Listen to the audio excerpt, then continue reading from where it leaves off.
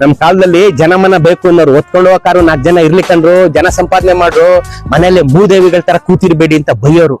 ಅದೆಲ್ಲ ಬೀದಿಗೆಲ್ಲ ಒಂದೇ ಫೋನ್ ಕಂಡ್ರಿ, ಲ್ಯಾಂಡ್ ಲೈನು. ನಾವೆಲ್ಲರೂ ಅದೇ ನಂಬರ್ ಕೊಟ್ಟಿದ್ದು. ಅವ್ರ ಮನೆ ಫೋನ್ ಸದಾ ಬಡ್ಕೊಳ್ಳೋದು. ಅವ್ರು ಬಹಳ ತಾಳ್ಮೆಯಿಂದ ಬಂದು ನಮ್ಮನ್ನೆಲ್ಲ ಕರೆಯೋರು. ಫೋನ್ ಬಂದೈತೆ ಬರ್ರೋ, ನಿಮ್ಗೆ ಫೋನ್ ಬಂದೈತೆ ಬರ್ರೋ. ಅವ್ರು ವಸ್ತುಗಳನ್ನ ಉಪಯೋಗಿಸೋರು, ಜನಗಳು ಪ್ರೀತಿಸೋರು. ಈಗ ಹಂಗಿಲ್ಲ. 2 ಲಕ್ಷದ ಫೋನು, 4 ಲಕ್ಷದ ಬ್ಯಾಗು, 25,000 ಚಪ್ಪಲಿ, 15,000 ಜಾಕೆಟ್. 4 ಜನ ಸಂಪಾದನೆ ಮಾಡೋ ಯೋಗ್ಯತೆ ಇರೋದು.